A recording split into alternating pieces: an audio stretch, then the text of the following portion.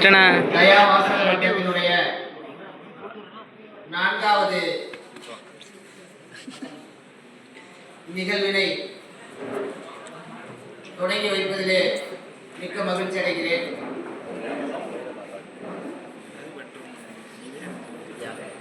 மூன்று பேராசிரியர்களும் நம் கல்லூரியில் படிக்கின்ற 3 மாணவர்களுமாக இந்த நிகழ்வு இதுவரையிலே இதாக நடைபெற்று முடிந்து இன்று 4வது நாள் 4வது வாரமாக இந்த நிகழ்வு நம்மிடையே தொடங்க இருக்கிறது. இன்றைய தலைப்பு இந்திய பெண்மணிகள் என்ற தலைப்பிலே ப்ரொஃபசர் ஆனந்தவல்லி கெமிஸ்ட்ரி மேடம் அவர்களும் விவேகானந்தர் எழுதிய அந்த நூலினை பற்றிய ஒரு கண்ணோட்டத்தையும் அதற்கு பிறகாக கெமிஸ்ட்ரி 1ஆம் ஆண்டு மாணவி சக்தி என்பவருடைய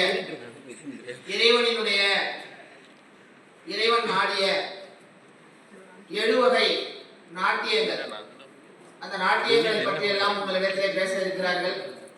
முதலாவதாக மேடையை அலங்கரிப்பதற்கு இன்றைய தலைமை தாங்குவதற்காக ஆங்கில பேராசிரியர் நப்பினை மேடம் அவர்களை அன்போடு மேடைக்கு அழைக்கிறோம்.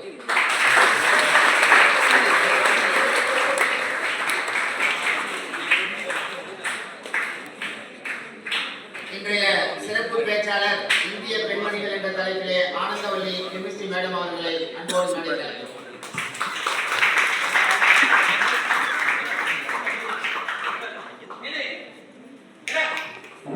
வேண்டும் என்பதற்காக இதுவரையிலே கீழே இருந்தே பேசி கீழே இருந்தே உங்கள் கருத்துக்களை சொன்ன நீங்கள் இந்த 4வது வாரத்திலிருந்து ஒருபடி மேலே சென்று பேராசிரியர்களோடு அமர்ந்து உங்களுடைய கருத்தை தெரிவிப்பதற்காக 3வதாக கெமிஸ்ட்ரியை சேர்ந்த சக்தி என்றவர் மேடைக்கு அழைக்கிறோம். இந்த விழாவானது இறுதியை தொடங்குகிறது. முதலாவதாக ஆங்கிலத்துறை பேராசிரியர் HOD மேடம் அவர்கள் நட்பினை அவர்கள் தலைமை உரையை ஆற்றுமாறு கேட்டுக்கொள்கிறோம்.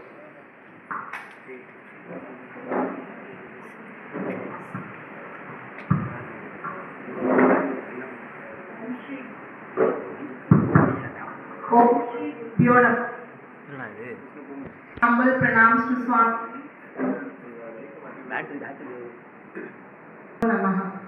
With my humble pranams to Swamiji, I greet this avid and audacious readers, prospective readers,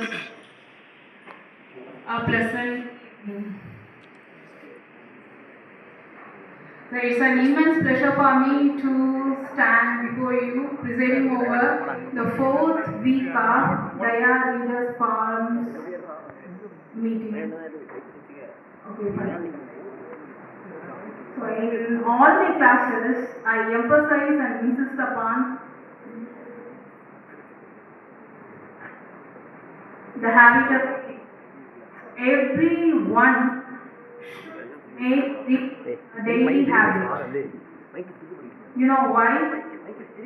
Reading opens up a new world to every reader. When you read a book, a world of fantasy, a world of development, a world of insights, a world of improvements, a world full of new novel things open up before you. So when you read, you visualize things. May I ask you a question? Who is your best friend? Who is your best friend? Anyone can answer this question. Anyone, please answer me. Who is your best friend? All of you might have best friends with you, right? Huh? So who is your best friend?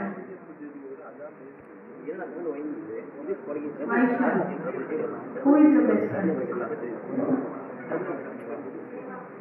Huh? Okay. So just think, all of you have a best friend, isn't it? So just think, how many of your best friends are always the best friends? How many of your best friends betrayed you some time or other? உங்க best friends எப்போதுமே best ஃப்ரெண்ட்ஸா இருக்காங்களா, இல்லைன்னா எப்பயாவது HD இந்த பிள்ளைய போய் நம்ம பெஸ்ட் ஃப்ரெண்ட் சொன்னோமே, இந்த பையனை போய் நம்ம பெஸ்ட் ஃப்ரெண்ட் சொன்னோமே, நம்ம காலை வாரி விட்டுட்டாங்களே அப்படின்னு நினைச்சிருக்கியா? நினைச்சதே இல்லை. ஏதாவது மேடம் ஏதாவது கொஸ்டின் பண்ணும்போது நான் இல்லை மேடம் இந்த பொண்ணு தான் மேடம் அப்படின்னு சொல்லியிருக்காங்களா? நான் இல்லை மேம் இந்த பையன் தான் மேம் சொல்லியிருக்காங்களா? உங்க பெஸ்ட் ஃப்ரெண்ட்ஸ் சொன்னதே இல்லையா? எப்போ பெஸ்ட் ஃப்ரெண்ட்ஸாவே இருந்திருக்காங்களா? அப்படி யாருமே இருக்க முடியாது. அப்படி இருக்கணும். அது ஒரு பெஸ்ட் ஃப்ரெண்ட், ஏதாவது ஒரு பெஸ்ட் ஃப்ரெண்ட் உனக்கு இருக்கணும் அப்படின்னு சொன்னா, book is your best friend. Book is your loyal. There is no friend as much loyal as a book. இது நான் சொல்லல, எர்னஸ்ட் ஹெமிங்வேன்னு ஒரு அமெரிக்கன் ரைட்டர் சொன்னது. So books always give you knowledge, treasure of knowledge. Books கொடுக்கிறது only treasure of knowledge தான். உன் best friends உன்னை betray பண்ற மாதிரி புக்ஸ் என்னைக்குமே பிட்ரே பண்ணாது, unless or otherwise you choose the wrong book. உன்னோட சாய்ஸ் ஆஃப் புக்ஸ் எப்போதும் கரெக்டா இருந்ததுன்னா, நம்ம பெஸ்ட் ஃப்ரெண்டும் நம்ம சூஸ் கரெக்டாக தான் பண்ணியிருப்போம். பட் என்னைக்காவது ஒரு time they act selfish. But புக்ஸை நீ கரெக்டாக சூஸ் பண்ணிக்கினா, they act as the most loyal friend of yours. So another thing, I don't want to take much time. Another thing was, so I emphasize upon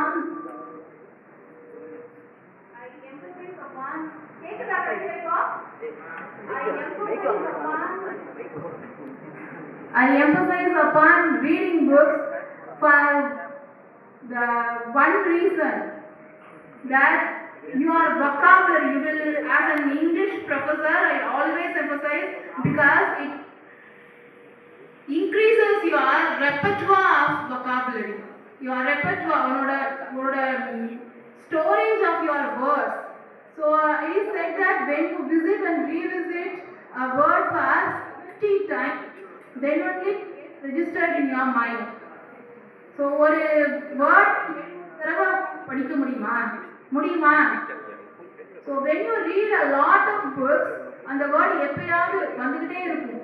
So easily you will visit and revisit the word 70 times without your conscious knowledge, without your any deliberate effort.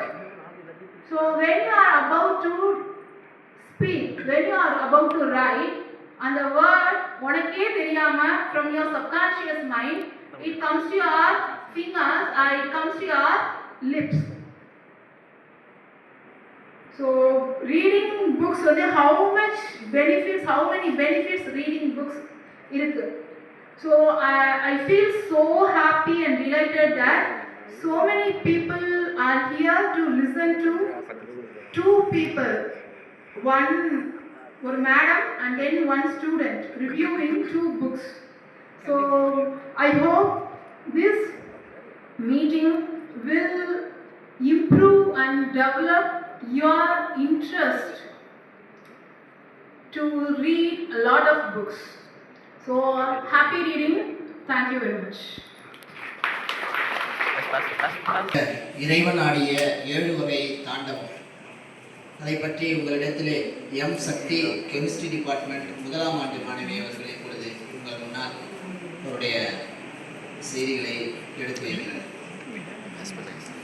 தேன் தமிழ் திக்கட்டும் பரவட்டும் முத்தமிழ் அன்னைக்கு என் முதற்கண் வணக்கங்கள். இங்கு கூடியுள்ள ஆசிரியர் பெருமக்கள் மற்றும் அனைவருக்கும் எனது வணக்கங்களை தெரிவித்துக் கொள்கிறேன். நான் இங்கு பேச வந்துள்ள தலைப்பு மயிலை சீனி வெங்கடசாமி ஐயாவின் இறைவன் ஆடிய 7 வகை தாண்டவம். ஒன்றும் இல்லை, சிவபெருமான் ஆடிய 7 தாண்டவங்கள், அதை பற்றி தான் பேச வந்திருக்கேன்.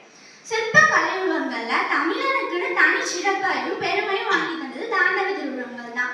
வடநாட்டு கோயில்கள்ல கூட தாண்டவ உருவங்கள் வந்து பெரிதா காணப்படலாம், தமிழ்நாட்டில் மட்டும்தான் அதிகமா காணப்படுது அப்படின்னு சொல்லப்படுறாங்க. சிவபெருமான அழிக்கும் கடவுள் அப்படின்னு கேள்விப்பட்டிருப்பீங்க. அப்பனா சிவபெருமான் வந்து அழிக்கிற தொழிலை மட்டும்தான் செய்யறாரா அப்படின்னா கிடையாது. அவர் 5 தொழில்களை செய்யறாரு. அதாவது படைத்தல், காத்தல், அழித்தல், மறைத்தல், அருளல் அப்படிங்கிற 5 தொழில்கள். சிருட்டி, திதி, சந்தாரம், துரோபவம், அனுகிரகம் அப்படிங்கிற 5 தொழில்களை செய்யறாரு. சிவபெருமான் ஏன் இந்த 5 தொழில்களை செய்ய வேணும் அப்படின்னா உயிருடன் கலந்துள்ள அழுக்குகள்னா ஆணவம், கண்மம், மாயை அப்படிங்கிற 3 அழுக்குகள் நம்ம உயிரோட கலந்து நம்ம உயிரின் தூய்மையை கெடுக்குமா. அது வந்து அரணமைத்த கோட்டை மாதிரி, அதை யாராலையும் அழிக்க முடியாது. வலிமை மிக்க ஒரு கோட்டை மாதிரி. அதனால அதை அழிக்கிறதுக்காக சிவபெருமான் வந்து 7 தாண்டவங்கள் செய்கிறார். இந்த தாண்டவங்கள் மூலியமா தான் சிவபெருமான் வந்து 5 தொழில்களையும் செய்யறாரு அப்படின்னு சொல்லப்படுது. இந்த 5 தொழில்களை வந்து சைவ சித்தாந்த நூல்கள்ல பஞ்சகிருத்தியம் அப்படின்னு சொல்லப்படுது. அதுலயும் 5 செயல்கள்ல மறைத்தல், அருளல் அப்படிங்கிற 2 செயலும் வந்து தாண்டவ பெருமானோட திருவடிகளா கற்பிக்கப்படுது. மறைத்தல் அப்படிங்கிற செயல் வந்து ஊன்றிய திருவடியாகவும், அருளல் அப்படிங்கிற செயல் வந்து தூக்கிய திருவடியாகவும் கற்பிக்கப்படுது. தூக்கிய திருவடிக்கு இன்னொரு பெயர் வந்து குஞ்சிதபாதம் அப்படின்னு சொல்லுவாங்க. அதுவும் கற்பிக்கப்படுது. சரி, அடுத்து 5 எழுத்து மந்திரம் சிவாய நம சிவாய அப்படின்னு சொல்லுவோம் இல்லையா, அதை வந்து தாண்டவ பெருமான் உருவத்தோட வந்து பொருத்தி காட்டியிருக்காங்க. அது என்னன்னா உடுக்கை அப்படிங்கிற துணின்னு சொல்லுவாங்க இல்லையா, அதை ஏந்திய கை வந்து சி அப்படிங்கிற எழுத்தையும், அதுக்கடுத்து வந்து வீசிய கர்மார்த்த கஜஹஸ்தம் அது வந்து வா அப்படிங்கிற எழுத்தையும், அபயமுத்திரைனா பக்தர்களுக்கு வந்து அபயம் தர கை, தீச்சுடர் நெருப்பு எழுதிப்பாங்கல்ல அந்த கை வந்து நான் அப்படிங்கிற எழுத்தையும், முயலகன் மேலாம் சிவபெருமான் வந்து தன் காலை ஊன்றிருப்பாரு, அதாவது வலது காலை ஊன்றிருப்பாரு. அது வந்து ம அப்படிங்கிற எழுத்தையும் குறிக்குது அப்படின்னு சொல்லப்படுது. அடுத்ததா வந்து 7 தாண்டவங்கள், அதாவது படைத்தல், காத்தல், அழித்தல், மறைத்தல், அருளல் அப்படிங்கிற 5 தொழில்களையும் சிவபெருமான் செய்யறாரு. அப்ப ஏன் வந்து தாண்டவங்கள் மட்டும் 7 அப்படின்னு இருக்கு அப்படின்னா சிவபெருமான் வந்து 7 ஸ்வரங்கள்ல இருந்து தான் 7 தாண்டவங்களை படைத்ததா சொல்லப்படுது. 7 ஸ்வரங்கள் என்ன, சரி கம பதனி அப்படின்னு சொல்லுவோம் இல்லையா, அதுல இருந்து தான் 7 தாண்டவங்களும் படைக்கப்பட்டிருக்கு அப்படின்னு சொல்றாங்க. முதல்ல 7 தாண்டவங்களோட பெயர் சொல்றேன். காளிகா தாண்டவம், சந்தியா தாண்டவம், கௌரி தாண்டவம், சங்கார தாண்டவம், திரிபுர தாண்டவம், ஊர்த்துவ தாண்டவம், ஆனந்த தாண்டவம் அப்படின்னு 7 தாண்டவங்கள் இருக்கு. இந்த 7 தாண்டவங்கள் மூலியமா தான் சிவபெருமான் வந்து 5 தொழில்களையும் செய்யறாரு. முதல்ல காளிகா தாண்டவம். காளிகா தாண்டவம் வந்து இறைவனோட 5 செயல்கள்ல முதல் செயலான படைத்தல் செயலை செய்யக்கூடியது. இது வந்து திருநெல்வேலி திருவாலங்காட்டுல காணப்படுறதா சொல்றாங்க. தஞ்சையில உள்ள திருநல்லூர் அப்படிங்கிற ஊர்ல உள்ள கல்யாண சுந்தரர் அப்படிங்கிற கோயில்ல காணப்படுது. அடுத்து வந்து இது 2 கண்களுடனும் 8 கைகளுடன் ஆனப்பட்ட இந்த தானத்துல வலக்கையில வந்து சூலம், உடுக்கை அதெல்லாம் ஏந்தி அழைப்பதாகவும், இடக்கையில வந்து அக்னி, மணி அதெல்லாம் ஏந்தி அழைப்பதாகவும் சொல்லப்படுது. அடுத்து சந்தியா தாண்டவம். சந்தியா தாண்டவம் இறைவனுடைய 5 தொழில்கள்ல வந்து 2வது தொழிலான காத்தல் செயலை செய்யக்கூடியது. இதற்கு வந்து நிறைய பேர் இருக்கு. லக்குமி தாண்டவம், ரஷா தாண்டவம், கௌரி தாண்டவம் அப்படின்னு நிறைய பேர் இருக்கு.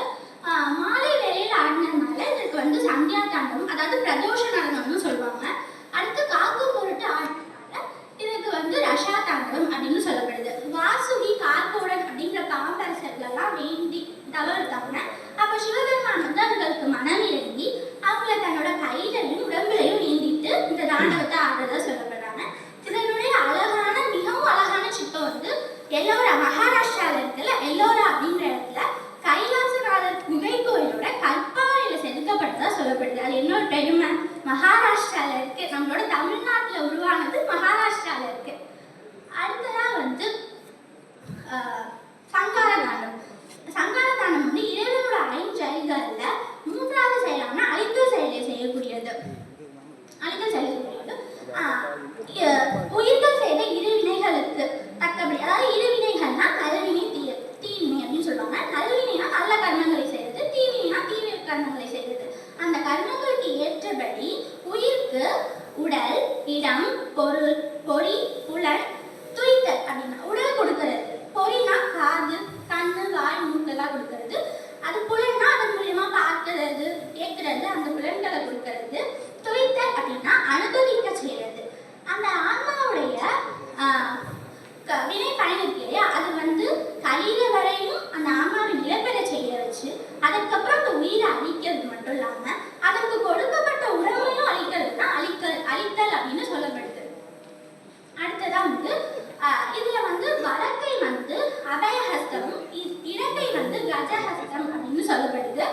சங்கரா தாண்டவத்துல அடுத்ததான் அப்படின்னா 3 அழுக்குகள், அதாவது ஏற்கனவே சொன்னேன் ஆணவம், கண்மம், மாயை அப்படிங்கிற 3 அழுக்குகள். அது அது அரணமைந்த கோட்டை போல அதை யாராலும் அழிக்க முடியாது.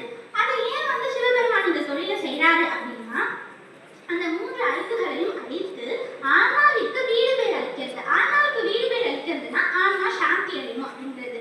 அதனாலதான் சிவபெருமான் ஆன்மாவிற்கு வீடு பேர் அளிப்பதற்காக 5 தொழில்களை 4வது தொழிலான மறைத்தல் தொழில், அதாவது துரோபகம் அப்படின்னு சொல்லுவாங்க, அந்த தொழிலை செய்து ஆன்மாவிற்கு வீடு பேர் அளிக்கிறாங்க. அடுத்ததா ஊர்த்துவ தாண்டவம். ஊர்த்துவ தாண்டவம் இறைவனோட 5 தொழில்களை 5வது தொழிலான அருள் செயலை செய்யக்கூடியது. இதுல சிவபெருமானுக்கும் காளிக்கும் இடத்துல நடன போட்டி நடக்குது. கடுமையான போட்டி, யார் வெற்றி பெறுவா அப்படின்னு சொல்லி பார்த்துட்டு இருக்கும்போது சிவபெருமான் தன்னுடைய காதில் அணிந்திருந்த குண்டலத்தை கீழே விழ செய்து அதை தன் கால் விரலாலேயே எடுத்து தலை உயரத்திற்கு தன் காலை உயர்த்தி காதில் அணிஞ்சுக்கிறாரு. அப்போ காளிக்கு அந்த சபையில முனிவர்களும் தேவர்களும் இருக்காங்க. தாம எப்படி தன் காலை அவ்வளவு தூரத்துக்கு உயர்த்துறது அப்படின்னு சொல்லிட்டு பின்வாங்கிட்டாங்க. அதனால சிவபெருமான் வெற்றி பெற்றிருக்காரு. அதனால இதுக்கு காளி தாண்டவம் அப்படிங்கிற பேர் இருக்கு. காளை தலை உயர்த்தி ஆடினதுனால இதற்கு ஊர்த்துவ தாண்டவம் அப்படிங்கிற பேர் இருக்கு. இது குற்றாலம் அப்படிங்கிற திருநெல்வேலியில திருவாலங்காட்டி ரத்தின சபையில் காளி தாண்டவம் தான் ஆடப்பட்டிருக்கு. அந்த உருவம் தலை சிவபெருமானோட கால் தலை உயரத்திற்கு உயர்த்தி ஆடப்பட்ட உருவம் இருக்கு அப்படின்னு சொல்றாங்க. அடுத்ததா ஆனந்த தாண்டவம். ஆனந்த தாண்டவம் 5 தொழில், அதாவது படைத்தல், காத்தல், அழித்தல், மறைத்தல், அருளல் அப்படிங்கிற 5 தொழில்களையும் செய்யக்கூடிய ஒரே தாண்டவம் ஆனந்த தாண்டவம் தான். அது ஆனந்த தாண்டவம். இதற்கு பேர் நிறைய பேர் இருக்கு. நாதாந்த நடனம் அப்படின்னு நிறைய பேர் இருக்கு. சிவபெருமான் பதஞ்சலி முனிவருக்கும் யாகதகார முனிவருக்கும் தில்லையில காட்சி அளிச்சப்போ இந்த நடனத்தை தான் புரிந்தாரு அப்படின்னு சொல்லப்படுது. அதுக்கப்புறம் கௌரி தாண்டவம். கௌரி தாண்டவம்ன்றது நான் விடுபட்டிருந்த முன்னாடி 3வது தாண்டவமாக சொல்லப்பட்டது. அது சந்தியா தாண்டவத்தோட இன்னொரு பேர் தான் கௌரி தாண்டவம். கௌரி தாண்டவம் லகுனி தாண்டவம், தசா தாண்டவம் இன்னொரு நிறைய பேரால சொல்லப்பட்டிருக்கு. ஆனா கௌரி அம்மையார ஆடினதுனால தான் இது கௌரி தாண்டவம். அதற்கு ஏன் முதன்மையான பேர் சந்தியா தாண்டவம்னு கூறப்பட்டது அப்படின்னா, மாலை வேளையில ஆடினதுனால தான் அதற்கு சந்தியா தாண்டவம்ங்கிற முதன்மை பெயர் கொடுக்கப்பட்டது. கௌரி தாண்டவம் கௌரி அம்மையாரோட ஆடினதுனால கௌரி தாண்டவம் அப்படின்னு சொல்லப்பட்டிருக்கு. மொத்தம் 7 தாண்டவங்களை பற்றி நான் கூறியிருக்கேன். இங்கு கூடியுள்ள அனைவரும் எனக்கு வாய்ப்பளித்த அனைத்து ஆசிரியர்களுக்கும் எனக்கு நன்றியை தெரிவித்துக் கொள்கிறேன். நன்றி. 7 வகை தாண்டவங்களை எடுத்து கூறி 5 புலன்கள், 5 தொழில்கள், சிவபெருமானுடைய தோற்றப்பொழிவு, இது எல்லாத்தையும் மிகவும் அழகாக சொன்ன கெமிஸ்ட்ரியை சார்ந்த 1ஆம் ஆண்டு மாணவி சக்தி அவர்களுக்கு வணக்கத்தை சொல்லி, 2வதாக இந்திய பெண்மணிகள் என்ற தலைப்பிலே நம்முடைய பேராசிரியை அனந்தவல்லி மேடம் அவர்கள் உரையாற்றுமாறு வேண்டி கேட்டுக்கொள்கிறேன்.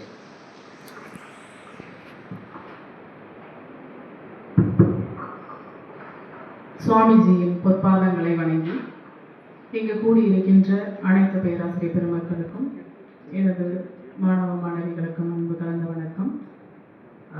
தன் காற்சிலம்பை கத்தியாகி கழட்டிய புரட்சிக்காரி கண்ணகி. எதிர்ப்பது அவதாரமே என்றாலும் எதிர்த்து நிற்பது தமிழ் மரபு என்று கூறிய தமிழச்சி மண்டோதரி. யமனை புல்லென மதித்து மிதித்து தன் கணவனை மீட்ட சாவித்திரி. பொறுமையின் சின்னமாக விளங்கிய சீத்தை. இப்படிப்பட்ட தமிழ் மண்ணில் பிறந்த இந்த வீர தமிழச்சிகளின் ஒவ்வொரு செயலையும் பற்றி தான் இந்த தமிழச்சிகள் முன்பு, வீர தமிழச்சிகள் முன்பு, உங்கள் முன்பு பேசப் போகிறேன். மணித்துளிகள் குறைவாக இருப்பதால் இதுல வேற ஆண்களை வேற பத்தி பேசல அப்படின்ற ஒரு குறை வேற வச்சிருக்காங்க. அது அடுத்த டைம் பெண்கள் ஆண்களை பத்தி பேசணும், ஆண்கள் பெண்களை பற்றி கொஞ்சம் உயர்த்தி நல்லா பேசணுன்றது என்னோட வேண்டுகோள். அதை கொஞ்சம் காதுல வாங்கிக்கிங்க சக்திகள் ஐயா. ஓகே. பிருத்திவிராஜ் சௌகான் கேள்விப்பட்டிருக்கீங்களா எல்லாரும்? அவரோட மனைவி பெயர் சம்யுக்தா, ராணி சம்யுக்தை.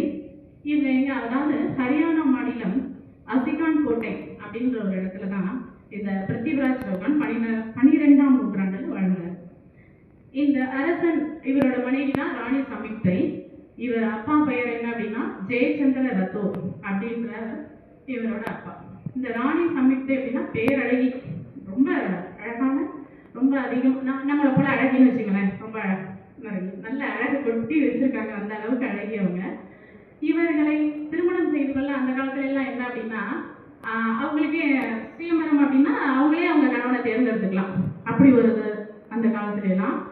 இப்போ இருந்தால் நல்லா தான் இருக்கும், இல்லை அந்த காலத்துல அவங்களே தேர்ந்தெடுத்துட்டாங்க, நல்ல கணவனாகவும் அரசர்களையும் தேர்ந்தெடுத்தார்கள். இந்த ராணி சம்யுக்தை ரொம்ப பேரழகி அப்படின்றதுனால எல்லாருமே ரொம்ப இவளை மணக்கிறதுக்கு ஆசைப்பட்டாங்க. பட் இவளுக்கு பிடித்தது ஒரு ஆண்மகன், அது பிருத்திவிராஜ் சௌகான் தான். ஏன் அப்படின்னா அவன் 13 வயதில் அரியணை ஏறியவன். அதாவது ஒரே இதுல ஒத்தையாளாக நின்று சிங்கத்தை விரட்டி வேட்டையாடிய ஒரு வீரன். அதனால இந்த இவளோட உருவத்தை என்ன பண்றா அப்படின்னா ஒரு ஓவியமாக வரைய ஒரு ஓவியர் வராரு. இந்த ஓவியம் வரையணும் அப்படின்றது அதாவது ஓவியர் வரைஞ்சிட்டு இருக்காரு இவளோட உருவத்தை. அப்ப அந்த பிருத்திவிராஜ் சௌகானோட ஓவியத்தை ராணி சம்யுக்தை பாக்குறாங்க. இவ்வளவு அழகாக நீங்க ஓவியம் வரைஞ்சிருக்கீங்க, இவ்வளவு அழகான ஒரு ஆண்மகனை இப்படி வச்சிருக்கீங்களே, இது எந்த ஊர் அப்படின்னு சொல்லிட்டு இந்த ஆண்மகன் மேல் ஆசைப்படுகிறான். உடனே வந்து இது பிருத்திவிராஜ் சௌகான் நான் தான் வரைஞ்சேன், இவன் தான் 13 வயதில் அரியணை ஏறியவன் அப்படின்னு சொன்னோன்னா இந்த ஆண்மகன் தான் நான் கல்யாணம் பண்ணிக்கணும் அப்படின்னு.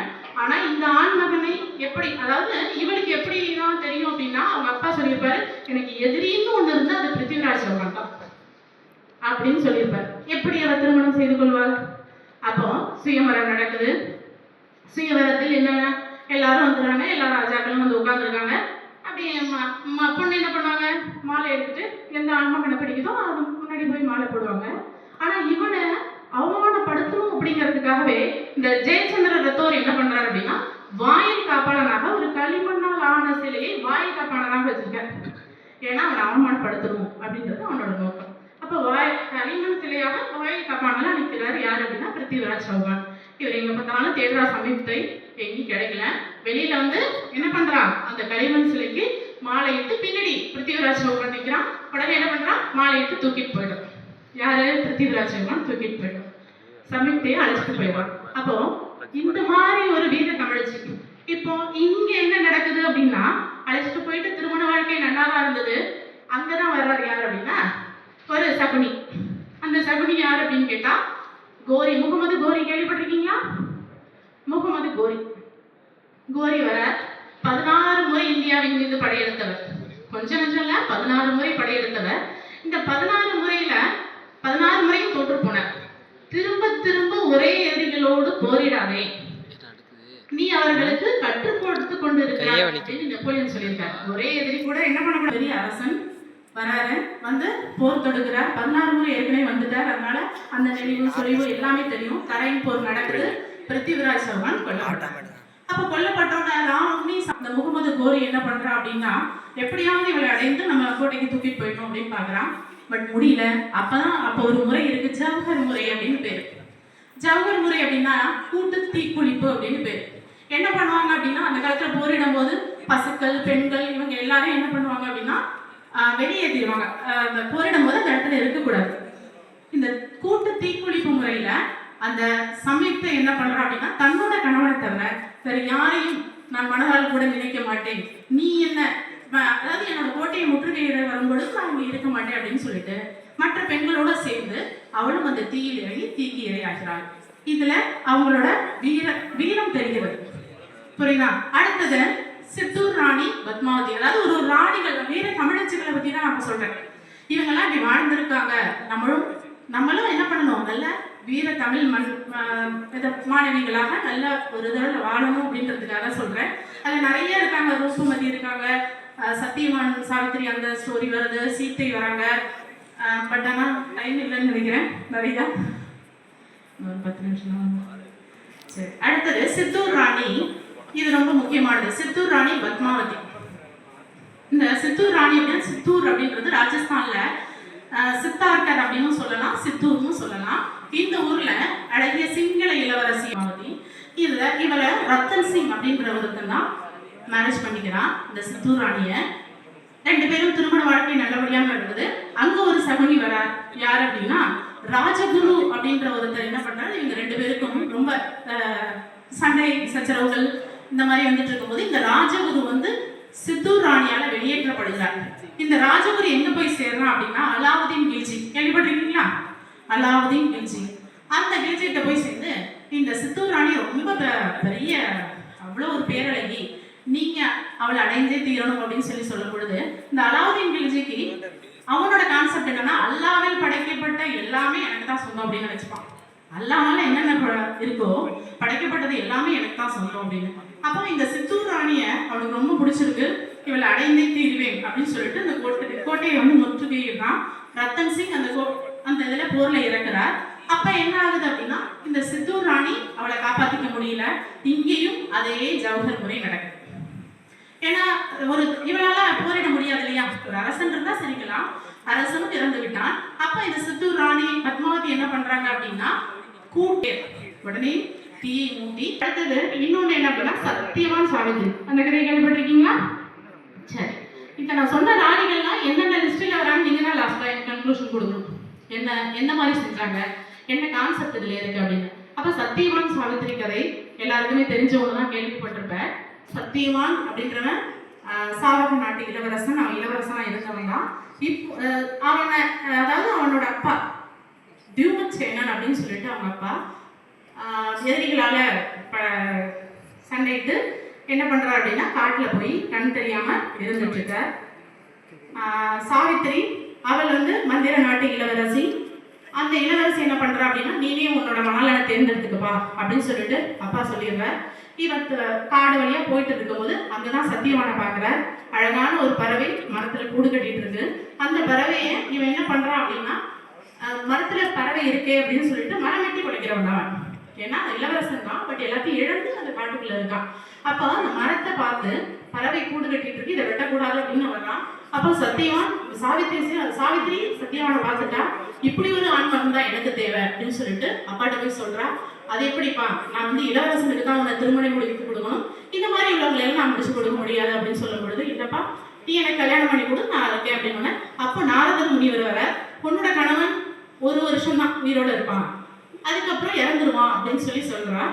இல்லை பரவாயில்ல, நான் எமனையே போராடி நான் மீட்டு என் புருஷனை நான் காப்பாற்றுவேன் அப்படின்ற மாதிரி சொல்லும் பொழுது உடனே 2 பேருக்கும் திருமணம் நடக்குது. திருமணம் நடந்துட்டு இருக்கும்போது இவன் எங்கே போறானோ அங்கெல்லாம் போவா, மரம் வெட்ட போனா போவா, தண்ணி எடுக்க போனா போவா, கூடவே இருந்து பார்த்துக்கிட்டே இருந்தா. அப்போ பார்த்துட்டே இருக்கும்போது திடீர்னு அவனுக்கு உடல் சோர்வு ஏற்பட்டு அப்படியே கீழே விழலாம். தாங்கி பிடிச்சு என்ன பண்றா அப்படின்னா எதிர்த்த மாதிரி எமன் வந்துட்டார். வந்து பாசக்கயிறு கட்டி எடுத்துடுறார், உயிரை எடுத்துடுறார். அப்போ கதறி அழறான். அவளால் ஒண்ணுமே சொல்ல முடியல. பின்னாடியே போறான். அந்த உயிர் எங்கெல்லாம் அந்த ஆன்மா போகுதோ பின்னாடியே போயிட்டு இருக்கான். பின்னாடியே போயிட்டு இருக்கும்போது நீ என்னம்மா நீ பின்னாடியே வந்துட்டு இருக்கையே, நீ வீட்டுக்கு போ, உனக்கு இல்லைன்னா ஏதாவது வர வேணும்னா கேட்டு நான் தரேன் அப்படின்னு சொல்றாங்க. அப்போ அந்த நாட்டு தன்னோட மாமனார் இருக்காரு இல்லையா தியூமச்சேனன், அவருக்கு திரும்ப அந்த நாடு கிடைக்கணும், அவரோட வாரிசுகள் 100 பிள்ளைகளை பெற்று வாழணும் அப்படின்னு ஒரு வரத்தை கேட்கிறாங்க. எப்படி கொடுக்க முடியும்? அங்க பத்தியா எங்க புத்தி யூஸ் பண்ணிருக்கா பாத்தீங்களா? அதுதான் புத்திசாலித்தனம். அதாவது விதியை மதியால் வெல்லலாம். அப்போ அந்த வாரிசு அவனுக்கு இருக்கிறது ஒரே ஒரு வாரிசு சத்தியவான். அந்த சத்தியவான் இறந்து கிடக்குறான். ஆனா அவனுக்கு பிறக்க போறது 100 குழந்தைங்க வேணும்னு கேட்கிறான். எப்படி முடியும்?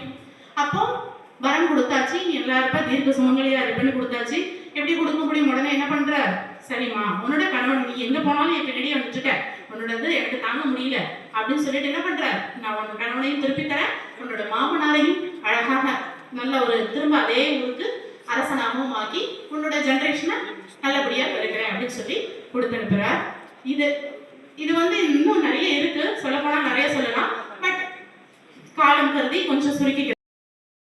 ஒரு பெண் மட்டும் என்ன பண்றா அப்படின்னா அந்த வெள்ளிக்கிழமையானா அப்படியே ஓடி போறான். ஓடி போய் அந்த சுண்டல் புளியோதரை வாங்கி வீட்டில் வச்சிடறான். அம்மா அப்பா வேலைக்கு போறவங்க.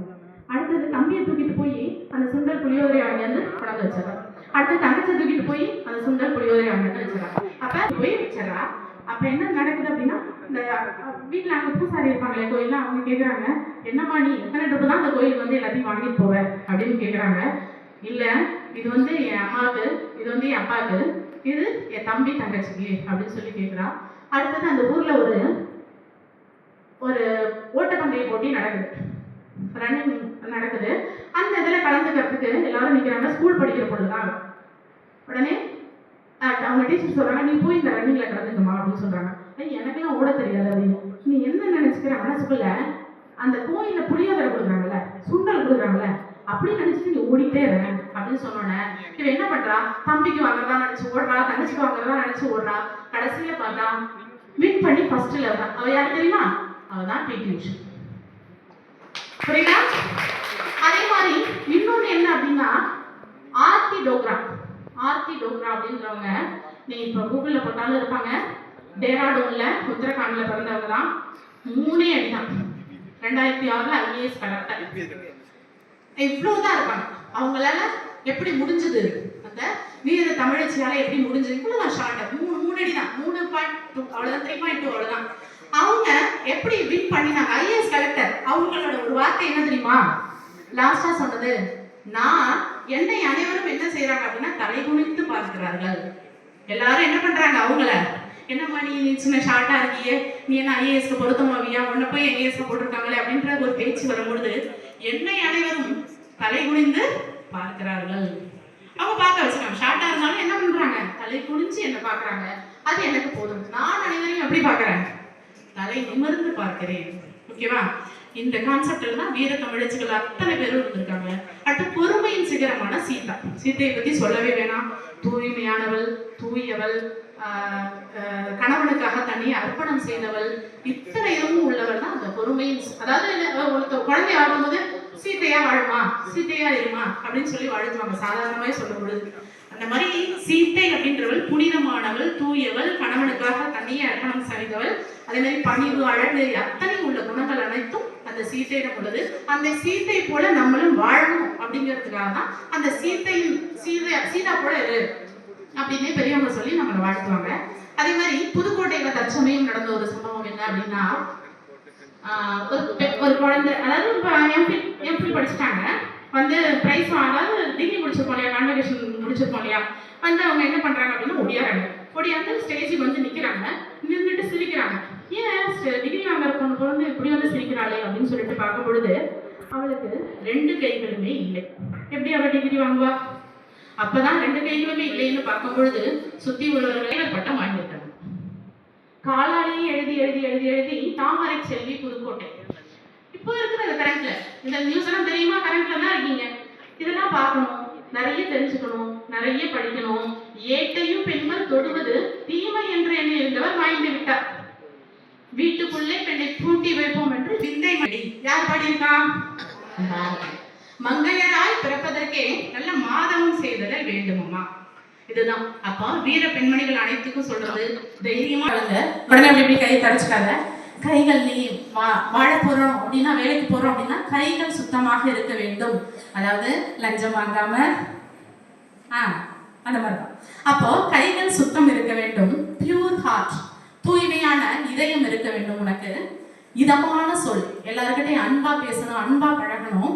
அதே மாதிரி விசாலமான அறிவு, உன்னுடைய அறிவு எப்படி இருக்கணும்? விசாலமா இருக்கணும். தீர்க்கமான ஞான பார்வை, உன்னோட பார்வை எப்படி இருக்கணும்? தீர்க்கமா இருக்கணும். கால்கள் உறுதி. இங்க ஒண்ணும் இல்லைன்னா கால்கள் தடதடன்னு ஆடும். இங்க இருந்தாதான் எல்லாம் எப்படி இருக்கும்? தைரியமா இருக்கும். அப்ப வீர தமிழச்சிகளா நாமும் வளருவோம் என்று கூறிக்கொண்டு இந்த வாய்ப்பளித்த எனக்கு நன்றி கூறி விடைபெறுகிறேன். நன்றி, வணக்கம்.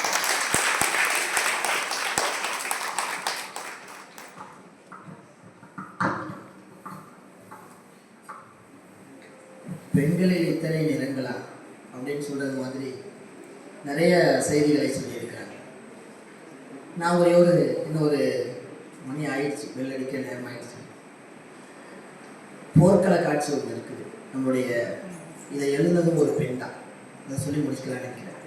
முதல் நாள் போருக்கு அவனுடைய தலைவன் போகிறான். போர்க்களத்திலே இறந்து விடுகிறான். 2வது நாள் போருக்கு போக வேண்டும் என்று முரசறைவன் வந்து கூறுகிறான். 2வது நாளும் போருக்கு புறப்படுவதற்காக அவங்க வீட்டிலே யாருமே ஆண்கள் இல்லை. தன்னுடைய 5 வயது மகன் மட்டும் தெருவிலே விளையாடி கொண்டிருக்கிறான். அவன் அந்த தாயானவள் தரதரவென்று இழுத்து வந்து வாழநாரினால் தலையினை கட்டி, ஏனென்று சொன்னால் அந்த காலத்திலே சிகை அலங்காரம் என்பதில்லை.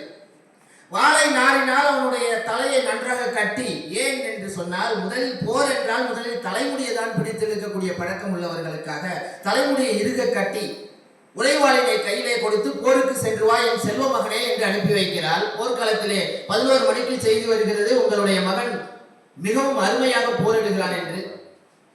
2 மணிக்கு செய்தி வருகிறது, அம்மா உங்களுடைய மகன் போர் முனையிலே துவம்சம் செய்கிறான் என்று செய்தி வருகிறது. மாலை 5 மணிக்கு ஒரு செய்தி வருகிறது, அம்மா உங்களுடைய மகன் போர்க்களத்திலே புறமுதுகு காட்டி ஓடுகிற போது இறந்து பட்டான் என்ற செய்தி வருகிறது. தாய் சொன்னால், நான் அப்படி அவனை வளர்க்கவில்லை, அவனுக்கு நான் பால் மட்டும் கொடுத்து வளர்க்கவில்லை, தாய்ப்பாலோடு சேர்த்து அவனுக்கு வீரத்தையும் கொடுத்து வளர்த்திருக்கிறேன், எனவே அவன் அப்படி இறந்திருக்க மாட்டான் என்று சொல்லி பெண்கள் போர்க்களத்துக்கு போகக்கூடாது என்ற நிலையை மீறி போர்க்களத்திற்கு சென்று அவனை புரட்டி பார்க்கிறாள். அவன் நெஞ்சிலே புண்பட்டு இறந்து கிடக்கிறான். அவனை மடியிலே தூக்கி வைத்துக் கொண்டு அந்த தாய் அழுகிறாள். கூட்டம் கூடிவிட்டது, ஏனம்மா அழுகிறீர்கள் என்று கேட்கிற போது அந்த தாய் சொல்கிறாள், இவளும் வீரத்தாய் தான்.